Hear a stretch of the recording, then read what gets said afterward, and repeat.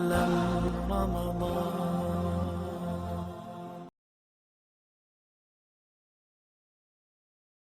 بابو قول النبی صلی اللہ علیہ وسلم، نبی صلی اللہ علیہ وسلم کا یہ فرمان، اذا رأیتم الہلال،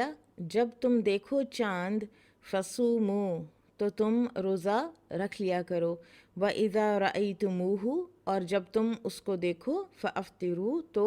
افطار کر لیا کرو۔ وقال صلة عن عمار، من صام یوم الشک فقد عصى ابا القاسم، صلہ رحمہ اللہ عمار رضی اللہ عنہ سے بیان کرتے ہیں کہ جس نے شک کے دن کا روزہ رکھا اس نے ابو القاسم کی یعنی رسول اللہ صلی اللہ علیہ وسلم کی نافرمانی کی۔ اب یہ یہاں پہ تعلیق آئی ہے، امام بخاری اس کو تعلیقاً لائے ہیں، اور متصل سند اس کی ابو داؤد، ترمذی، نسائی، ابن خزیمہ، ابن حبان وغیرہ میں شامل ہے۔ اور اس کے الفاظ یہ ہیں کہ راوی کہتے ہیں کہ ہم عمار بن یاسر رضی اللہ عنہ کے پاس تھے کہ ان کے ہاں ایک بھنی ہوئی بکری لائی گئی، تو انہوں نے اس کے کھانے کا حکم دیا۔ کچھ لوگوں نے کہا کہ ہم روزے سے ہیں، تو انہوں نے اس کے کھانے سے پرہیز کیا۔ تو عمار رضی اللہ عنہ نے فرمایا کہ جس نے شک کا روزہ رکھا اس نے ابو القاسم کی نافرمانی کی۔ ایک اور روایت میں ہے کہ آپ رضی اللہ تعالیٰ عنہ نے پھر اس شخص سے کہا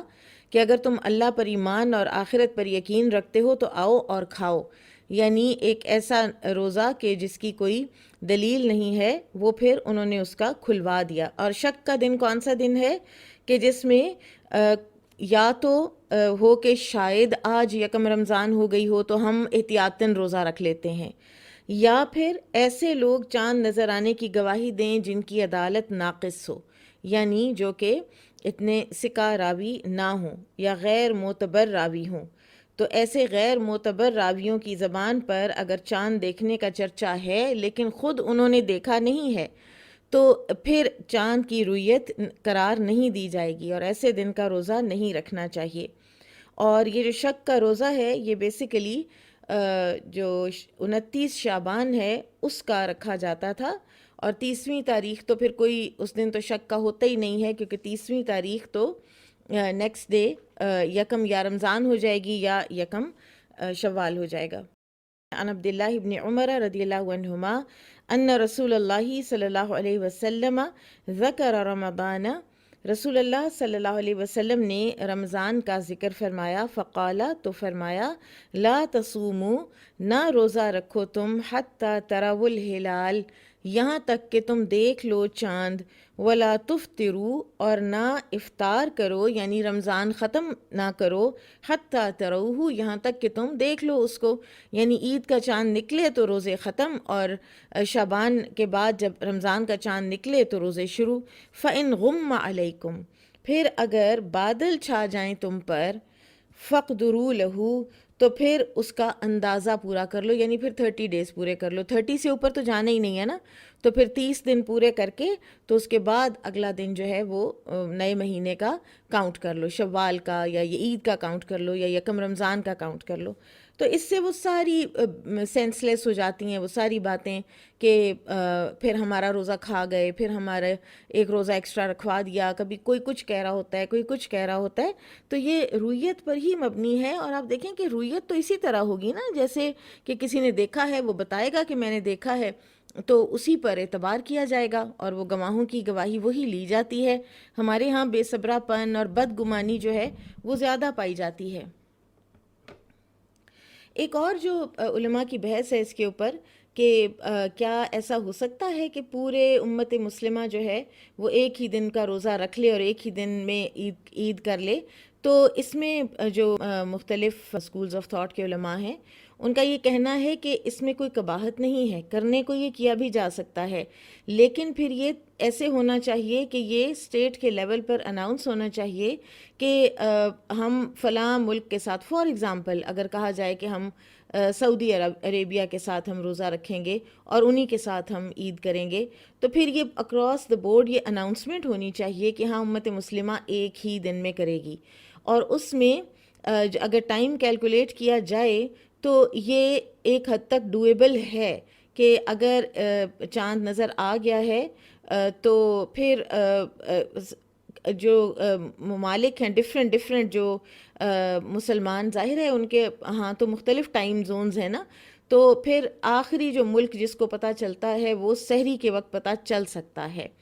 تو لہٰذا اگر کوئی کرنا چاہے تو یہ کیا جا سکتا ہے، پرووائڈیڈ کہ یہ جو ساری ٹیکنالوجی اس وقت ہمارے پاس ہے یہ باقی رہے اور یہ بالکل پوری طرح سے صحیح. آج اس وقت تو یہ بہت ایفیشینٹلی کام کر رہی ہے، تو اس لیے ہمارے ذہنوں میں یہ بات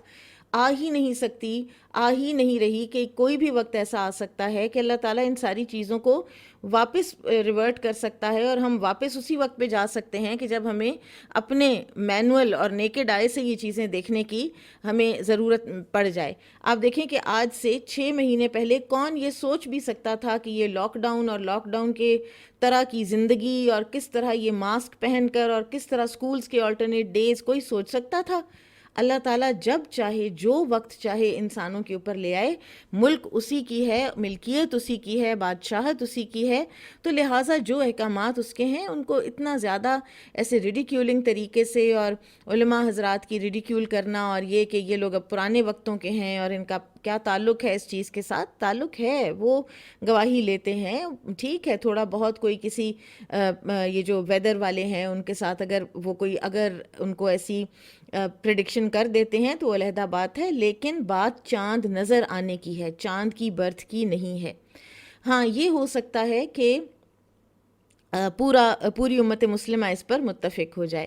اگر اس پر متفق نہیں ہوتی تو پھر یہ بھی ہو سکتا ہے کہ ایک چیز ہوتی ہے مطلع، میم طا لام عین، مطلع. اور مطلع یعنی چاند کے نکلنے کی جگہ، طلوع ہونے کی جگہ. تو جو جغرافیکل بیلٹس ہیں جن کا مطلع ایک ہے تو وہ بھی ایک وقت پر ایک ہی اس میں ایک ہی ٹائم زون میں آ جاتے ہیں، تو وہ بھی یہ کر سکتے ہیں کہ ہم فلاں ممالک اگر اکٹھے ایک جغرافیکل بیلٹ کے ہیں تو وہ کہہ لیں کہ اچھا جی ٹھیک ہے، ہم سارے 5-6 جو گروپ آف کنٹریز ہے ہم اس ایک فلاں کنٹری کا یا پورے کنٹریز میں سے کہیں بھی چاند نظر آ گیا تو ہم اکٹھا کر لیں گے، ہم عید کر لیں گے، ہم رمضان کر لیں گے. But that also has to be at the level of state.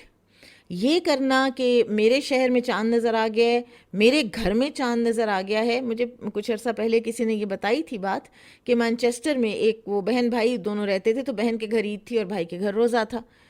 تو یہ اس طرح کی جو چیزیں ہیں یہ بالکل ٹھیک نہیں ہیں. اسلام جو ہے وہ اسٹیٹ کی رٹ کو باقاعدہ قائم کرتا ہے اور اسی سے تو آرگنائزڈ ایک لک آتی ہے اور اسی سے تو کیوس سے بچتے ہیں اور اختلافات سے بچا جا سکتا ہے.